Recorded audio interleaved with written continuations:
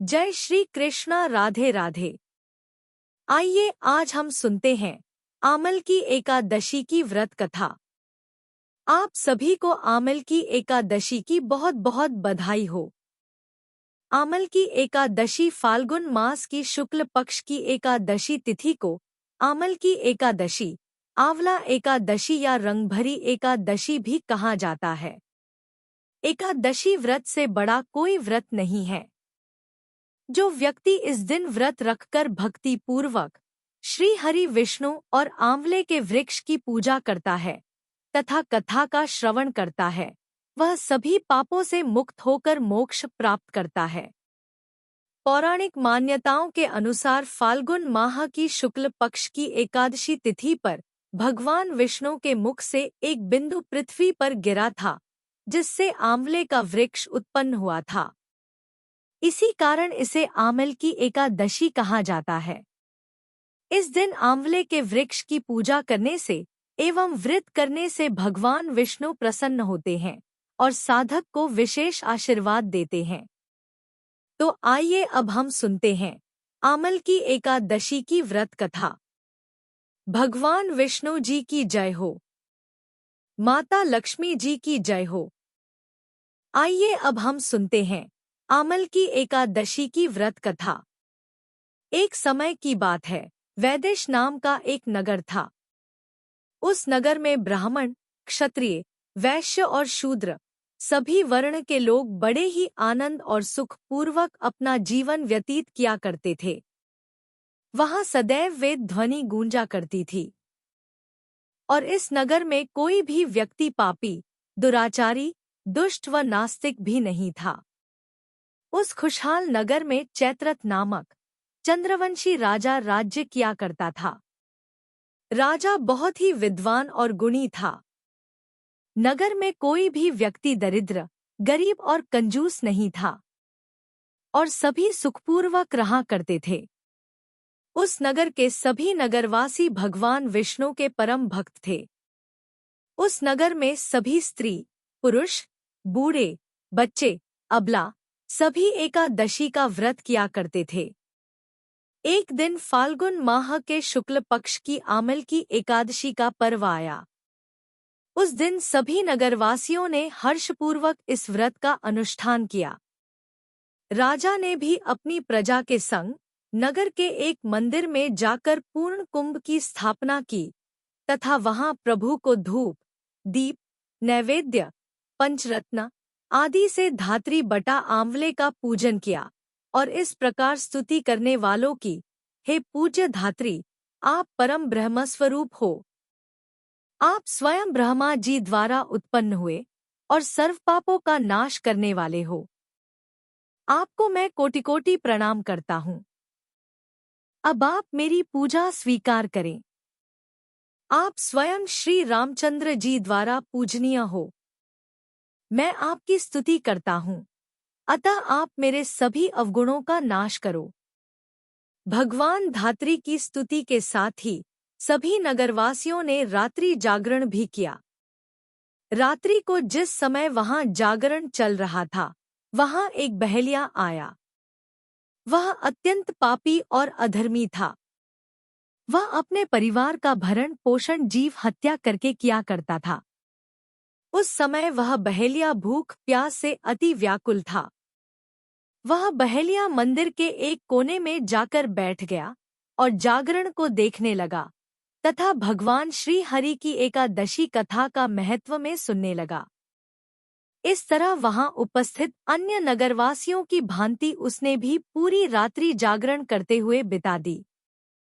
प्रातः काल होने पर सभी नगरवासी अपने अपने घर को चले गए और वह बहेलिया भी अपने घर को चला गया। घर जाकर उस बहेलिया ने भोजन किया और कुछ समय पश्चात उस बहेलिया की मृत्यु हो गई। किंतु आमल की एकादशी व्रत व कथा सुनने के कारण उसने अगले जन्म में राजा विदुरथ के घर में जन्म लिया और वह वसुरथ राजा के नाम से जाना गया। आगे जाकर युवा होने पर वह चतुर रंगीनी सेना और धन धान्य से परिपूर्ण होकर 10,000 ग्रामों का पालन करने लगा। उसकी प्रतिभा तेज में सूर्य के समान, कांति में चंद्रमा के समान, वीरता में स्वयं भगवान विष्णु के समान और क्षमता में माता पृथ्वी के समान थी। वह अपने युग में महान धर्मनिष्ठ, सत्यवादी, कर्मवीर और परम विष्णु भक्त था। वह अपनी प्रजा का समान भाव से तथा अच्छे से पालन किया करता था। वह परम दानवीर था और दान देने में कोई कंजूसी नहीं करता था। दान देना उसका नित्य का काम था। एक दिन राजा शिकार करते हुए जंगल में गया। देव योग के कारण वह मार्ग भूल गया और दिशा की अज्ञानता के कारण मार्ग भटक गया। फिर वह थक हार कर एक वृक्ष के नीचे जाकर सो गया। कुछ ही देर में वहां पर पहाड़ी डाकू आ गए। पहाड़ी डाकू राजा को अकेला देखकर मारो मारो के नारे लगाते हुए राजा को मारने के लिए राजा की तरफ दौड़ पड़े।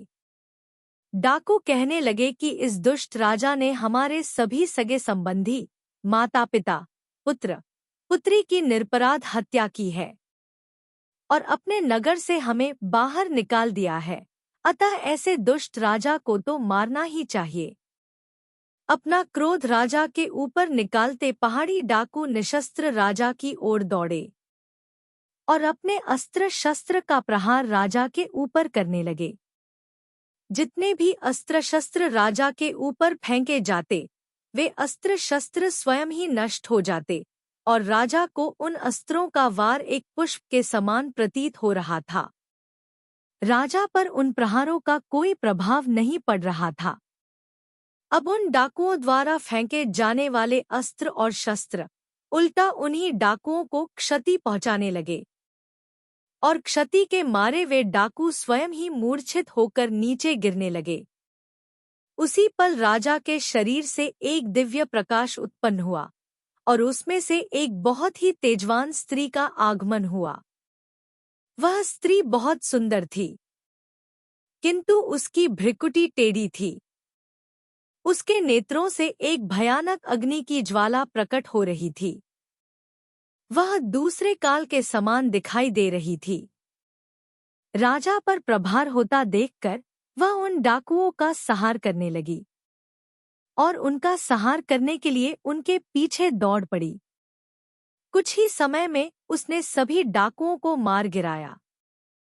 कुछ समय पश्चात जब राजा की नींद खुली तो उसने सभी डाकुओं को मरा हुआ पाया।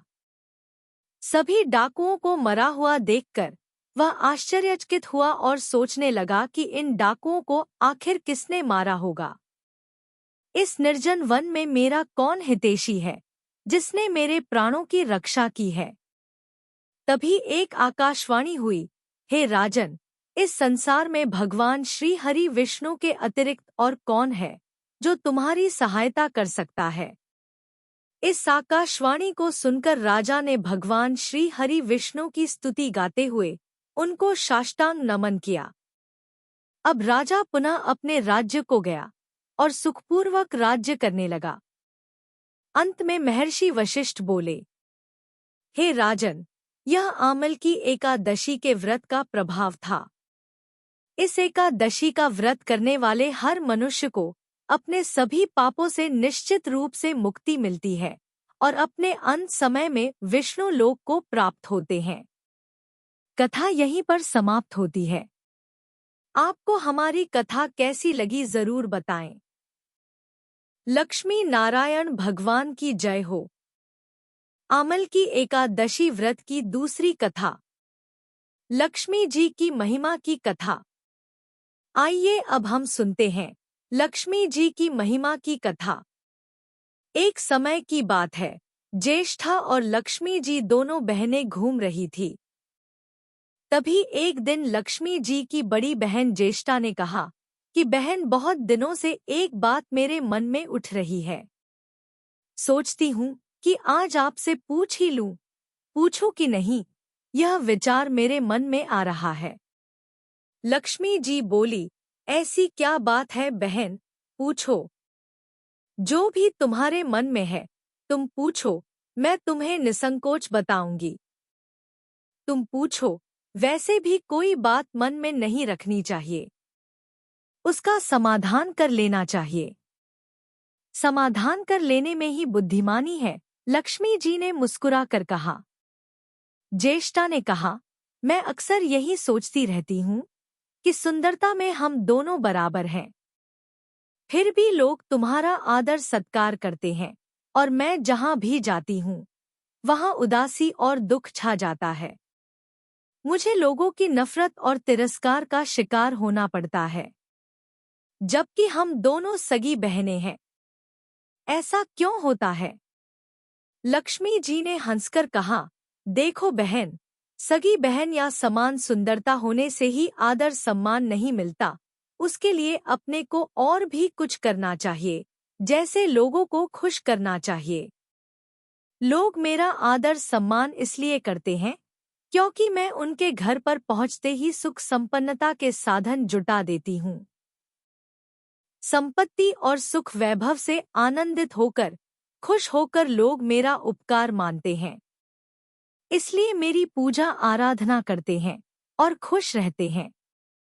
इसके विपरीत तुम्हारा यह हाल है कि जिसके यहाँ भी तुम जाती हो उसको तुम्हारी गरीबी, रोग, दुख, कष्ट, क्रोध और आपदा सहनी पड़ती है। इसी वजह से लोग तुमसे नफरत करते हैं। कोई तुम्हारा आदर सम्मान नहीं करता है। लक्ष्मी जी ने बहन ज्येष्ठा से कहा कि आदर पाना है तो दूसरों को सुख पहुंचाओ, उन्हें खुशी दो, ताकि वे सुखपूर्वक अपना जीवन बिता सकें। ज्येष्ठा लक्ष्मी जी की बात सुनकर चुप हो गई और उन्हें लगा कि लक्ष्मी को अपनी महिमा और आदर सम्मान मिलने से अभिमान हो गया है। उन्होंने दुखी होकर कहा कि लक्ष्मी, तुम मुझसे हर बात में छोटी हो, उम्र में छोटी हो। अब तुम अपने वैभव के प्रभाव में आकर मुझे उपदेश देने का विचार भी मत करो। अगर तुम्हें अपने वैभव का अहंकार है तो मेरे पास भी अपना एक प्रभाव है। मैं जब अपनी पर आ जाऊं तो तुम्हारे करोड़पति भक्त को भी मैं पल भर में भिखारी बना सकती हूँ। ज्येष्ठा की बात सुनकर लक्ष्मी जी को हंसी आ गई और कहने लगी, बहन, तुम बड़ी हो इसलिए कुछ भी कह सकती हो, लेकिन जहाँ तक प्रभाव की बात है मैं तुमसे कम नहीं हूँ। जिसको तुम भिखारी बनाओगी उसे मैं दूसरे ही दिन रंग से राजा बना दूंगी। मेरी महिमा का अभी तुम्हें पता ही कहाँ है। तो ज्येष्ठा बोली, बहन, तुम्हें भी मेरी महिमा पता नहीं है। जिसकी तुम सहायता करोगी उसे मैं दाने दाने को मोहताज कर दूंगी। लक्ष्मी ज्येष्ठा से बोली, देखो बहन, तुम उसको दाने दाने को मोहताज कर सकती हो जिससे मैं रूठ जाऊं। जिसके सर पर मेरा आशीर्वाद ना हो उसका तुम कुछ भी बिगाड़ सकती हो, लेकिन जिस पर मेरी कृपा दृष्टि है उसका कोई बाल भी बांका नहीं कर सकता है। बहन, अगर तुम अपना प्रभाव दिखाने के लिए इतनी ही उतावली हो रही हो तो कल अपना प्रभाव दिखाकर देख लेना। तो ज्येष्ठा बोली कि ठीक है, चलो दूर क्यों जाएं। यहाँ पास ही के गांव अनुराधापुर में एक दीनानाथ रहता है। वह रोज मंदिर में पूजा पाठ करने जाता है और मेरा पक्का भक्त है। इस पर हमें अपनी महिमा दिखानी है। तो ज्येष्ठा को ताव आ गया और उन्होंने बड़े अभिमान से हाथ झटक कर कहा कि ठीक है, कल देख लेना, तुम्हारा सिर शर्म से झुक ही जाएगा। यह कहकर चली गई। लक्ष्मी जी वहीं खड़ी खड़ी बड़ी बहन के क्रोध और अहंकार को देखकर मुस्कुराती रही। दूसरे दिन दोनों बहनें अनुराधापुर के विष्णु मंदिर में जा पहुंची। उन दोनों बहनों ने भेष बदल रखा था। दोनों बहनें सड़क पर साधारण स्त्रियों की तरह मंदिर के द्वार पर आकर बैठ गई। आते जाते लोगों ने देखा, किंतु किसी ने उनकी ओर कोई खास ध्यान नहीं दिया, क्योंकि ध्यान देने वाली ऐसी कोई खास बात थी भी नहीं। वह तो एक मंदिर था और वहां पर हर रोज कोई न कोई दिन दुखी आते जाते रहते थे और आने जाने वाले सभी किसी न किसी परेशानी से घिरे रहते थे। इसलिए उन लोगों को किसी दूसरे की परेशानी से कोई मतलब नहीं था। थोड़ी देर बाद उन दोनों बहनों को वह पंडित दिखाई पड़ा। दोनों बहनों की नज़र उस पंडित पर जम गई। पूजा करके जब वह पंडित दीनानाथ लौटने लगा तो ज्येष्ठा ने कहा कि लक्ष्मी बहन वह तुम्हारा भक्त आ रहा है, तुमसे बन पड़े तो तुम उसकी कोई सहायता करो। लक्ष्मी बोली, हाँ मैं उसकी सहायता करती हूँ। ऐसा कहकर लक्ष्मी जी ने एक पोला बाज दीनानाथ के रास्ते में रख दिया जिसमें सोने की मोहरें भरी हुई थी। ज्येष्ठा ने कहा कि अब तुम मेरा प्रभाव भी देख लेना। पूजा करके लौट रहे दीनानाथ को रास्ते में पड़ा हुआ बांस मिला। दीनानाथ ने वह बांस का टुकड़ा उठा लिया और मन ही मन विचार करने लगा कि यह टुकड़ा किसी न किसी काम में आ ही जाएगा। घर में बहुत सारी जरूरतें होती है। अभी वह पंडित कुछ ही दूर आगे बढ़ा था कि उसे एक लड़का मिला। उस लड़के ने पहले पंडित जी को राम राम किया और फिर बड़ी ही नम्रता के साथ बोला, पंडित जी मुझे भी अपने घर में चारपाई के लिए बिल्कुल ऐसा ही बांस चाहिए। दादाजी ने यह कहकर भेजा है कि जाओ बाजार से बांस का टुकड़ा खरीद कर ले आओ। पंडित जी ऐसा बांस का टुकड़ा कहाँ मिलेगा? तो पंडित दीनानाथ जी ने कहा कि मैंने इसे खरीदा नहीं है, यह तो मुझे रास्ते में पड़ा मिला था तो मैंने उठा लिया। अगर तुम्हें इसकी जरूरत है तो तुम इसे रख लो, वैसे भी बाजार में 1 रुपए से कम का नहीं है। लड़के ने चवन्नी देते हुए कहा, मगर मेरे पास तो यह चवन्नी है। पंडित जी अभी तो मेरे पास इतने ही पैसे हैं, अभी तो इसे ही रख लो, बाकी के पैसे मैं शाम को दे जाऊंगा।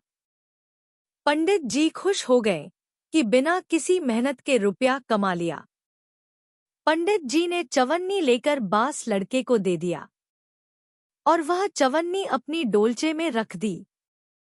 मंदिर के पास खड़ी दोनों देवियां, ज्येष्ठा व लक्ष्मी, यह सारी लीला देख रही थी। ज्येष्ठा ने कहा, लक्ष्मी देखा तुमने, तुम्हारी इतनी सारी मोहरें मात्र एक चवन्नी में बिक गई और अभी यह चवन्नी भी तुम्हारे भक्त के पास नहीं रुकेगी। चलो उसके पीछे पीछे चलते हैं और देखते हैं कि क्या होता है। दोनों बहनें दीनानाथ के पीछे पीछे चलने लगी।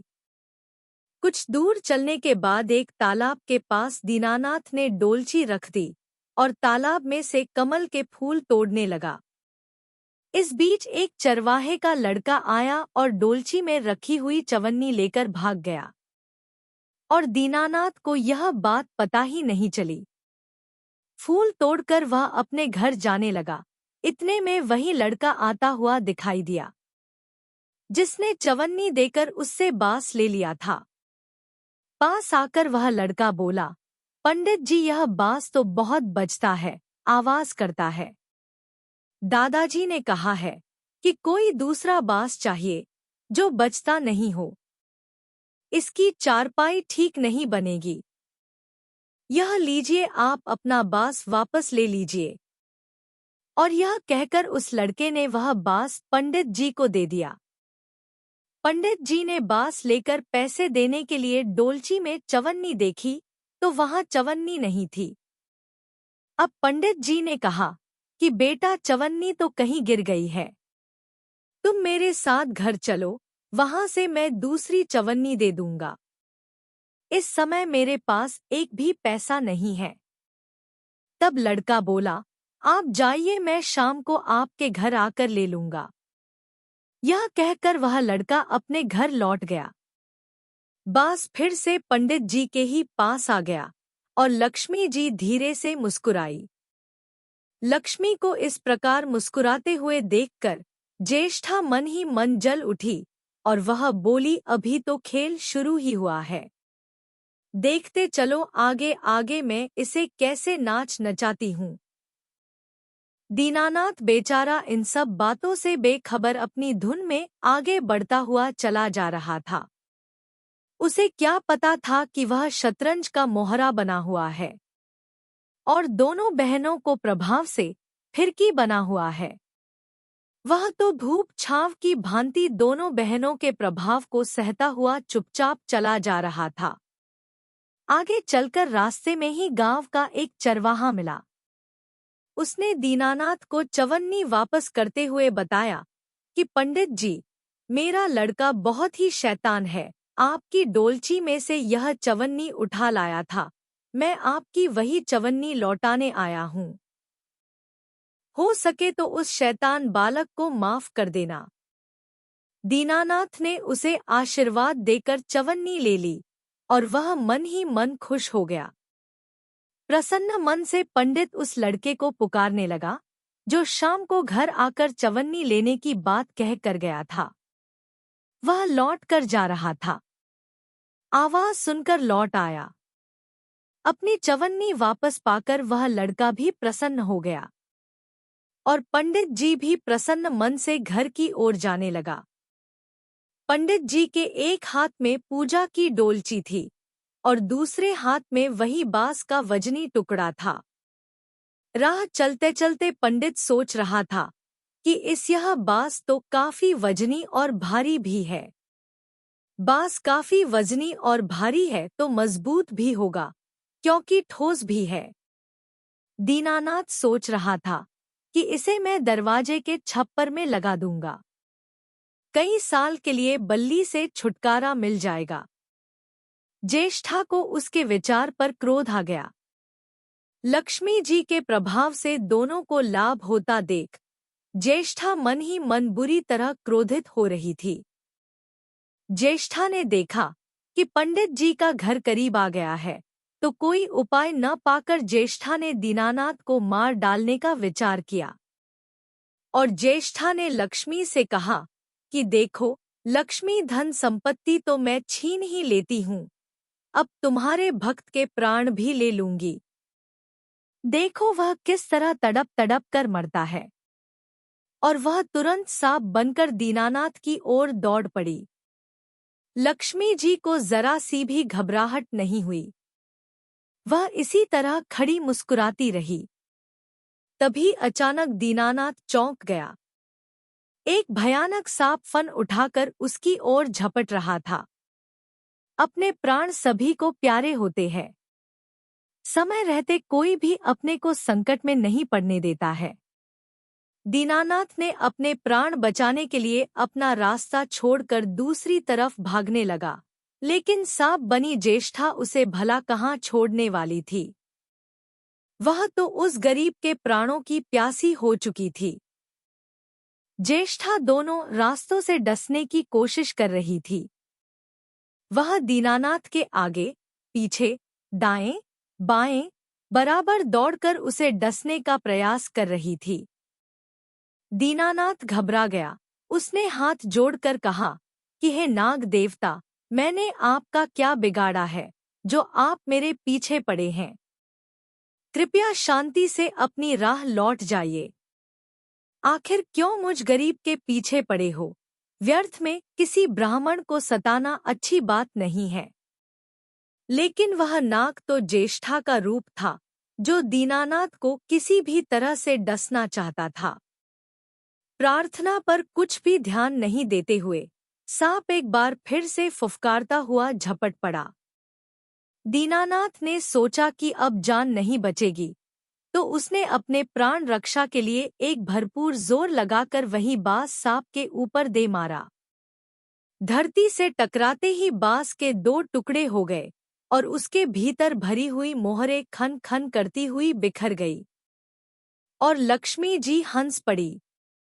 दीनानाथ के मुंह से हैरतअंगेज रूप से चीख निकल पड़ी और थोड़ी देर के लिए वह ठगा सा खड़ा रह गया और आंखें फाड़े उन सोने की मोहरों को देखता रहा।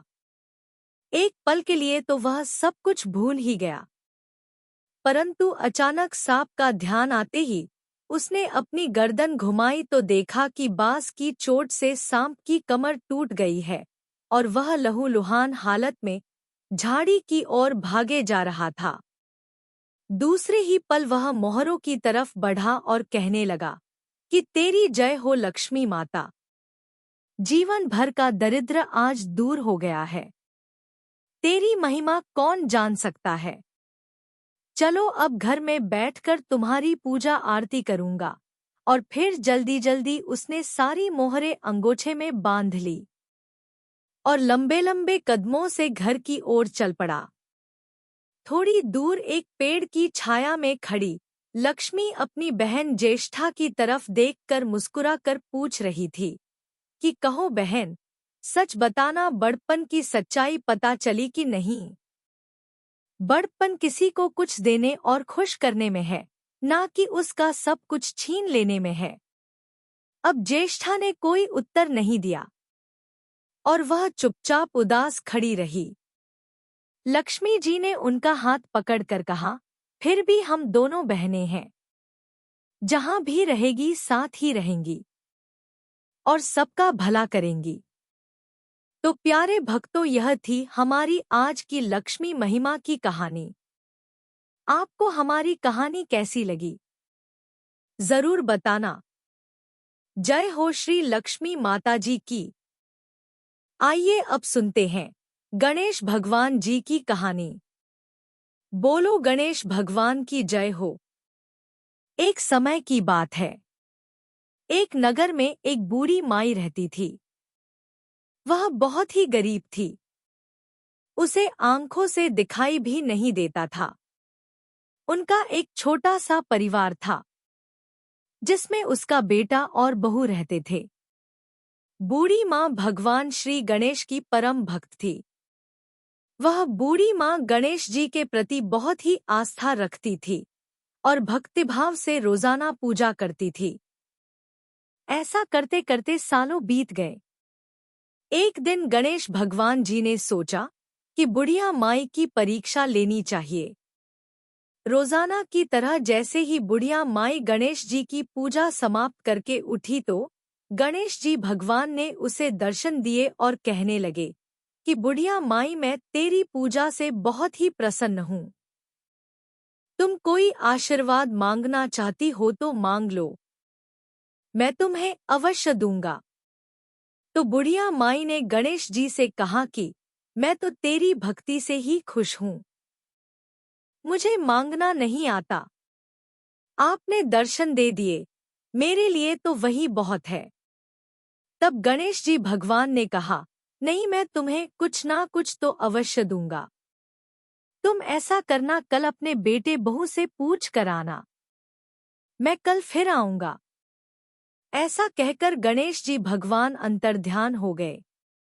बुढ़िया माई गणेश जी के कहे अनुसार अपने बेटे के पास गई और बोली कि बेटा, आज मुझे प्रभु गणेश जी ने स्वयं दर्शन दिए हैं और वरदान मांगने को कहा है। मुझे तो कुछ वरदान मांगना नहीं आता, तुम ही बता दो कि क्या मांगना है। गणेश जी भगवान मुझसे कह कर गए हैं कि कल मैं फिर आऊंगा। तब बेटे ने कहा कि माँ, गणेश जी भगवान से बहुत सारी धन दौलत मांग लो। अगर धन दौलत होगी तो सब कुछ खरीदा जा सकता है। बुढ़िया माई ने सोचा कि बेटा तो अपने मतलब की चीज मांग रहा है, चलो बहू से चलकर पूछते हैं। फिर बुढ़िया माई ने अपनी बहू से पूछा तो बहू बोली कि माँ जी, हमारी शादी को काफी समय हो गया है और आपको भी तो पोता चाहिए। तो आप ऐसा करो, गणेश भगवान जी से अपने लिए पोता मांग लो। धन दौलत का क्या करेंगे। बुढ़िया माई ने सोचा कि अब मैं क्या करूं। ये दोनों तो अपने अपने मतलब की चीज मांग रहे हैं। चलो मैं अपनी प्यारी सहेली से पूछती हूँ, वही मुझे सही सलाह देगी। तब बुढ़िया माई पड़ोस में जाकर अपनी सहेली से बोली कि मुझे विनायक जी ने दर्शन दिए हैं और वरदान मांगने को कहा है। मैं क्या मांगूं, मुझे तो कुछ मांगना ही नहीं आता। गणेश जी ने तो कहा था कि बेटे और बहू से पूछ कर आना। मैंने बेटे से पूछा तो बेटा तो कहता है कि माँ, धन दौलत मांग लो। और बहू कहती है कि पोता मांग लो। मेरी तो समझ में नहीं आ रहा है कि मैं गणेश भगवान से क्या मांगू। बुढ़िया की बात सुनकर उसकी सहेली बोली कि तू क्यों तो धन दौलत मांगे और क्यों मांगे पोता। तू तो थोड़े ही दिन जिएगी, इसलिए तू तो गणेश भगवान से अपने लिए आंखें मांग ले, ताकि जितने दिन जिए उतने दिन इस संसार को अपनी आंखों से देख सके। बुढ़िया माई को अपनी सहेली की बात सही लगी। वह चुपचाप घर आ गई। बुढ़िया घर पर आकर सोचने लगी कि ऐसा क्या वरदान मांगा जाए कि जिससे बेटा बहू भी खुश हो जाए और मेरे मतलब की बात भी हो जाए। इस तरह विचार करते करते बुढ़िया माई रात को सो गई। सुबह जल्दी उठकर स्नान आदि करके गणेश जी की पूजा करने के लिए मंदिर चली गई। जैसे ही बुढ़िया गणेश जी की पूजा समाप्त करके उठी तो फिर से गणेश भगवान ने दर्शन दिए और पूछा कि बुढ़िया माई अपने बेटे बहू से क्या पूछ कर आई है, क्या मांगना है मांग ले। तब बुढ़िया माई गणेश भगवान से कहने लगी कि मुझे तो आँख दे दो, जिससे मैं सोने के कटोरे में अपने पोते को दूध पीता हुआ देख सकूं। सुहाग दे, निरोगी काया दे, 9 करोड़ की माया दे, बेटा पोता दे, पर पोते का सुख दे। दुनिया में भाई भतीजे सारे भरपूर परिवार का सुख मुझे दे और अंत काल में मोक्ष दे। बुढ़िया माई की बात सुनकर गणेश जी बोले कि हे बुढ़िया माई, तूने तो मुझे ठग लिया और मुझसे कह रही थी कि मैं तो भोली भाली हूँ, मुझे तो कुछ मांगना नहीं आता, और आज तूने तो एक ही बार में सब कुछ मांग लिया। परंतु मैं तुम्हारी भक्ति भाव से बहुत ही खुश हूँ और जैसा तुमने कहा है वैसा ही होगा। ऐसा कहकर गणेश जी अंतर्ध्यान हो गए और बुढ़िया माई ने जैसा मांगा था उसे वैसा सब कुछ मिल गया। गणेश भगवान जैसा बुढ़िया माई को दिया वैसा सबको देना। कहानी कहने वाले को, सुनने वाले को और हुंकारा भरने वाले को, सब पर भगवान अपनी कृपा बनाए रखे। बोलो गणेश भगवान की जय हो। आइए अब हम सुनते हैं लपसी और तपसी की कथा। लपसी और तपसी की कथा हर एक व्रत, पूजा पाठ व कथा के बाद में अवश्य सुननी चाहिए। एक लपसी था और एक तपसी था। तपसी हमेशा भगवान की तपस्या करता था, लेकिन उसे चोरी करने की आदत थी। लपसी रोजाना 1.25 सेर की लापसी बनाता और पहले भगवान को भोग लगाता, उसके बाद में स्वयं भोजन करता। दोनों भाइयों का यही नियम था। एक दिन किसी बात को लेकर दोनों में कहासुनी हो गई, तो तपसी बोला कि मैं रोजाना भगवान की तपस्या करता हूँ, इसीलिए मैं बड़ा हूँ। और फिर लपसी बोला कि नहीं, मैं रोज भगवान को 1.25 की लापसी का भोग लगाता हूँ, इसीलिए मैं बड़ा हूँ। ऐसा कहते हुए दोनों जोर जोर से लड़ने लगे। तभी वहां से नारद जी गुजर रहे थे। दोनों को लड़ता हुआ देखकर वहां आए और उनसे पूछा कि तुम दोनों क्यों लड़ रहे हो। तो दोनों ने अपने लड़ने का कारण बताया और अपने आप को बड़ा बताया। तब नारद जी बोले कि मैं तुम्हारा फैसला कर दूंगा। मैं कल आऊंगा और बता दूंगा कि कौन बड़ा है। दूसरे दिन लपसी और तपसी नहाकर अपनी रोज की भक्ति करने आए। तो नारद जी ने छुपकर 1.25 करोड़ की एक एक अंगूठी उन दोनों के आगे रख दी। जैसे ही भक्ति करते हुए तपसी की नजर उस अंगूठी पर पड़ी, तो उसने चुपचाप से उसे उठाकर अपने पैर के नीचे दबा ली। लेकिन जब लपसी की नजर उस पर पड़ी, तो उसने ध्यान नहीं दिया। उसने पहले भगवान को भोग लगाया और फिर स्वयं भोजन करने के लिए बैठ गया। थोड़ी देर बाद नारद जी सामने आए, तो दोनों ने पूछा कि अब बताओ कि हम में से कौन बड़ा है। तब नारद जी ने तपसी से खड़ा होने के लिए कहा, तो वह जब खड़ा हुआ तो उसके पैर के नीचे दबी हुई अंगूठी दिखाई दी। तो नारद जी ने तपसी से कहा कि तुम तपस्या तो करते हो, परंतु इतनी तपस्या करने के बाद भी तुम्हारी चोरी करने की आदत नहीं गई। यह अंगूठी मैंने ही तुम दोनों के आगे रखी थी। मैं यह देखना चाहता था कि तुम दोनों में से किसके मन में लालच है, तो तूने तो अंगूठी दिखाई पड़ते ही झट से अपने पैर के नीचे दबा ली।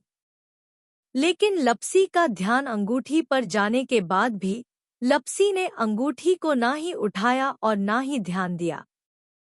उसने सिर्फ अपने भगवान जी में ही ध्यान रखा, उन्हें भोग लगाया और बाद में स्वयं भोजन करने लगा। इसीलिए लपसी बड़ा है और तुम्हें तुम्हारी तपस्या का कोई भी फल नहीं मिलने वाला। जितनी चाहे मर्जी तुम तपस्या कर लो, तुम्हें इसका कोई भी फल नहीं मिलेगा। तो तपसी को यह सुनकर बहुत ही दुख हुआ और वह शर्मिंदा होकर नारद जी से माफी मांगने लगा और कहने लगा कि आज तक की मेरी गलती माफ कर दो और मुझे बताओ कि मुझे मेरी तपस्या का फल कैसे मिलेगा। आज के बाद मैं कभी भी चोरी नहीं करूंगा। तब नारद जी ने कहा कि यदि कोई गाय और कुत्ते की रोटी नहीं बनाएगा तो उसका फल तुझे मिलेगा। यदि कोई आदमी ब्राह्मण को भोजन करवाकर उसे दक्षिणा नहीं देगा तो उसका फल भी तुझे ही मिलेगा। अगर कोई किसी को सूट या साड़ी देता है और उसके ऊपर अगर भेंट स्वरूप कुछ रुपए नहीं रखे तो उसका फल भी तुझे ही मिलेगा। अगर कोई व्यक्ति दिए से दिए जलाएगा तो उसका फल भी तुझे ही मिलेगा। अगर कोई औरत आंगन लीप कर चौका नहीं लीपेगी तो उसका फल भी तुझे ही मिलेगा। यदि कोई व्रत कथा में सारी कहानी सुन ले लेकिन तुम्हारी कहानी ना सुने तो उसका फल भी तुझे ही मिलेगा। उसी दिन से हर व्रत कथा और कहानी के साथ लपसी और तपसी की कहानी कही और सुनी जाती है। आशा करते हैं कि आपको आमल की एकादशी व्रत की कथा पसंद आई होगी। कथा पसंद आई हो तो वीडियो को लाइक करें, शेयर करें तथा चैनल को सब्सक्राइब जरूर करें। धन्यवाद।